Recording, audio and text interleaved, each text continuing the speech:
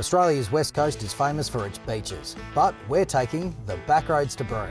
Forget the highway, it's all about dusty tracks and wide open spaces. Join us as we cross the Mid West, the Gascoyne, the red dirt of the Pilbara and into the Kimberley, via the backroads to Broome. In this episode, we head out of Perth and into the amazing Mid West region of Western Australia, an area rich in cattle stations, sandy plains and wildflowers. Okay Dave, here we are, Bindoon Bakery, day one of a 3,000k expedition from Perth all the way up to the Kimberley, mate. This one is going to be epic.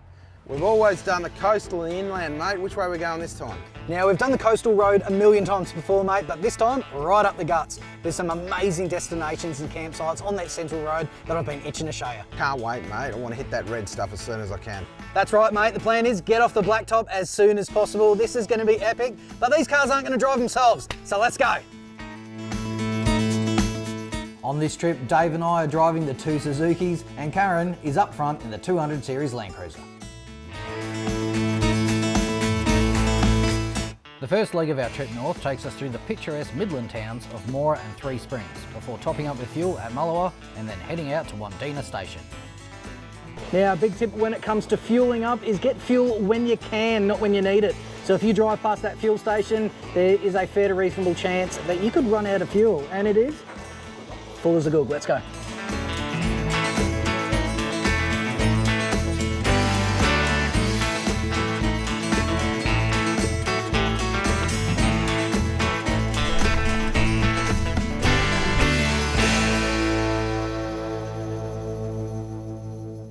It's last light as we arrive at Wandina station. Time to circle up those wagons and set up camp.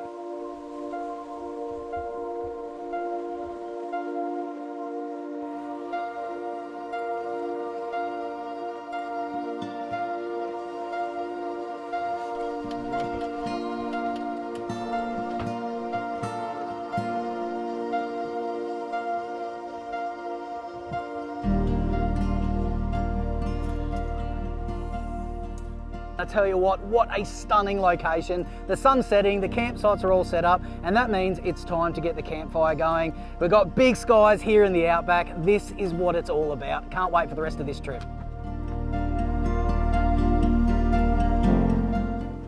How good is this? Nothing better than tuning into the old bush TV. I've been waiting for this one all day.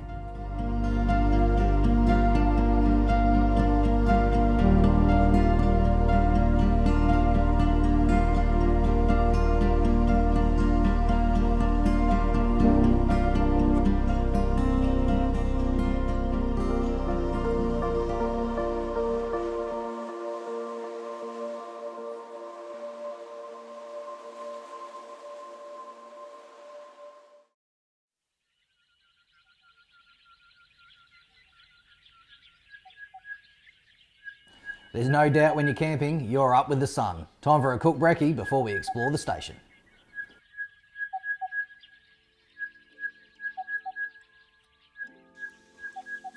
How good are these station stays? They're a great way to experience a bit of outback Australiana, especially when you've got the old stone cottages in the background. Now, there's working stations just like Wandina all around Western Australia, and they're a great way to experience a bit of that station life.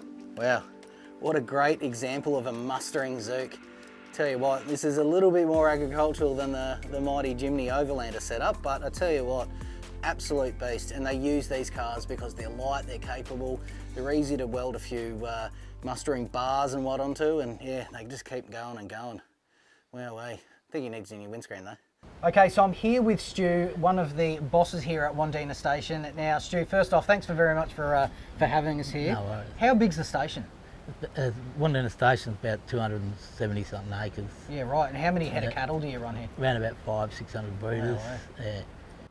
Now, Stu, before we go, I've noticed that you've got some pretty special looking mustering vehicles here, but in particular, what is this? This is what they call a Terminator. The Terminator. Yeah. Now, it definitely looks like some sort of post-apocalyptic army vehicle. What would this be for?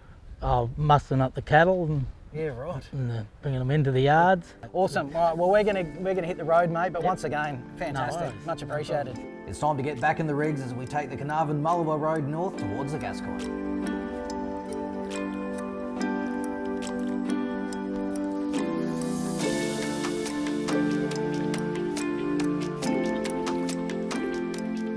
Wet season traditionally lasts from May to September and we've caught the start. Time for a splash.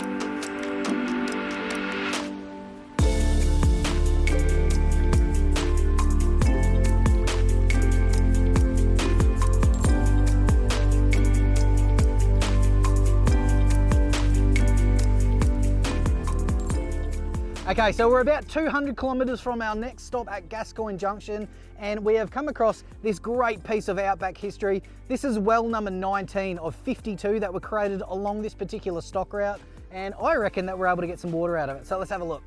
This historic stock route, officially known as the De Grey to Mullewa stock route, stretches 1,500 kilometres from Mullewa near Geraldton all the way to the De Grey River near Port Hedland.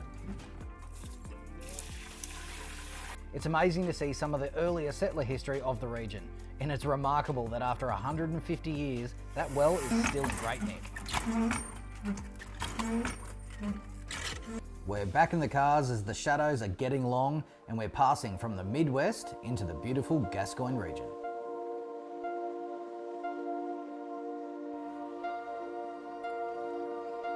Well, the back roads as we head north are really paying off today, seeing some amazing things that you don't normally see unless you get off the beaten track.